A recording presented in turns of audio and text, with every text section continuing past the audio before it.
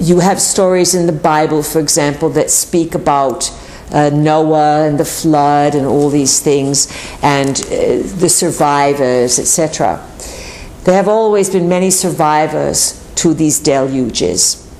And often these physical problems that happened on Earth came from the misuse of energy, the misuse of minerals, resources.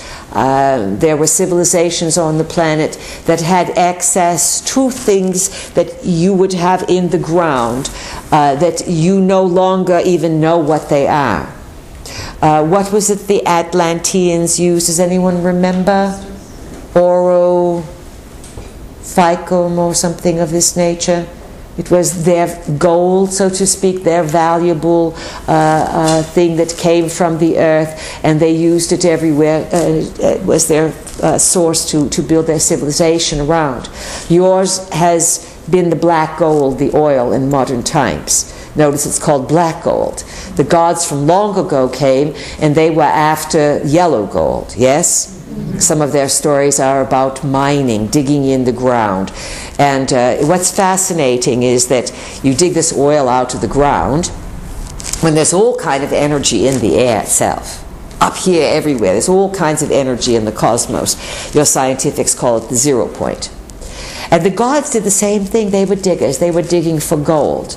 And many visitors have come to your planet because of the resources, the very rich resources that you have. So, what else do you want to know, Greg?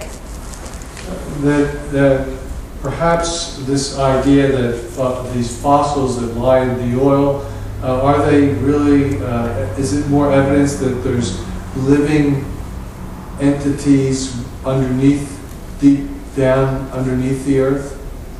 That this whatever, you know, these living organisms, or evidence of living organisms inside of oil is actually evidence of life underneath. Yeah. Yes, you know, your scientifics have made some enormously astounding discoveries just in the last 10 years. They have dug boreholes down into the earth through the glaciers. They have gone to the polar regions. They have gone under the poles, or attempted to, under the ice caps, let us say, especially in Antarctica. And they have found, miles beneath the surface, life in freezing cold environments. And they are starting to realize that all of their theories about where life comes from are completely erroneous. Now, there are all kinds of life forms that you have not yet discovered.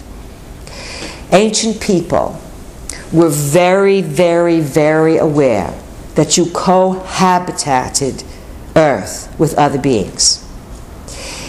After the Inquisitions, 1500s, let's say, they started way before that, but after the 1500s, when the Inquisitions carried on a little bit further and then they ended, the Inquisition on a mass consciousness level it established wiping out and creating great fear in people recognizing the existence of other worlds in your world. And the fear became so palatable that even if you never lived during an Inquisition, and even if you lived during it and you were never touched by it, the fear was so massive that it created dissociation over generations in the people. So they began to block out all these other things that are naturally around you. And of course now it is speculation, it is creepiness, it is weirdness about who these other beings are that live on Earth, live underneath the Earth, and share the dimensions with you. If you travel around the world and speak with various cultures, you'll see that a wide variety of strange skeletal forms has been found. Our vehicle showed you some information on the giants. But there are beings that have had pumpkin-sized heads. There are the dolichoencephaloids with the long, long heads. There are the sort of insect, long, skinny insect-like beings. Wide, wide, wide variety.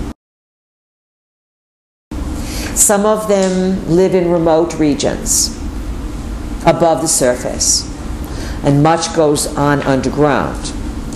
And over years, miners and those who dig for oil, dig down for wells, and all people who do mines have notoriously come across all kinds of things that do not fit the original story. Usually, if it's the United States in modern times, the FBI is called in instantly, the site is secured. If it is around the world, because everything is a national heritage site now, instantly a site is sealed off. People that are involved that have seen too much are often taken in, brainwashed. In other words, they go in with memories, they come out with not remembering anything. Sometimes people are killed because they've seen too much. There has been a huge investment in capping the story of Earth while you keep drilling into it and taking things out of it. Not only are you drilling for oil, but you take out tremendous amounts of water that are in the aquifers. Think about it. These things take up space inside the Earth, yes? Mm-hmm. When you drain all of this off, what do you create? Holes, caverns, yes? Mm-hmm. Big caverns. Sometimes those caverns can collapse and create all kinds of problems on the surface because of things that they are connected to. We are fishing with you now. We are throwing out some ideas to see if anyone can figure things out because of Greg's question. Anything else, Greg? Thank you, no. All right. Questions? This is Warren. Warren, yes, welcome. Warren, yeah. Can you talk about multiple births? I am an identical triplet. I have two identical brothers that chose to come to Earth through the same parents at the same time, the same place. And because you are, let's say, of an age, you were not around when fertility and genetic engineering, yes? Yeah. So you are the real thing, yes? Yeah. Oh yeah, no, definitely. Right. And so I just wondered if you could talk about that. And as a sidelight, our birthday is June 26th, and you can talk about that as well. All right, so you have 6 days after the summer solstice, and so basically full moon and partial.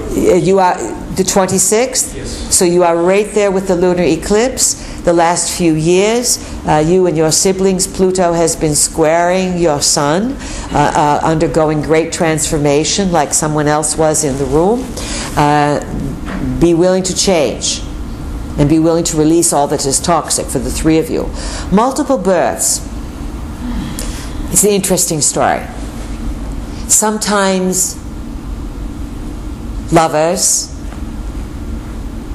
brothers, sisters that are committed and deeply bonded agree to be born together in the same womb. It's not easy on a mother to carry multiple births, you know. And it has long been a danger to a mother to create many children to come out. And so a multiple birth is often a situation of a huge agreement and bond. We'll always be together. Made in one lifetime. Do you understand? Yes. And then that is set into motion so that you can satisfy that desire. Sometimes there are soul agreements, karmic agreements that one, when you are all alike and you are identical, you've come in to fulfill assistance to each other. Usually multiple births. The babies are very psychic. They grow up to be very psychic people. They have shared the womb together. They have, let's say, a bond that is very, very, very deep. And often they are so connected to one another that when something happens to one, the others pick it up quite effectively. You and your siblings, because of your birthday position, may find yourself in an interesting position. And if your siblings support you and what you understand, you can really grow during this time, really have an excellent transformation. If your siblings are afraid of what you are learning, then it could be that you are learning this to help them out in anticipation of difficulties that they may be manifesting.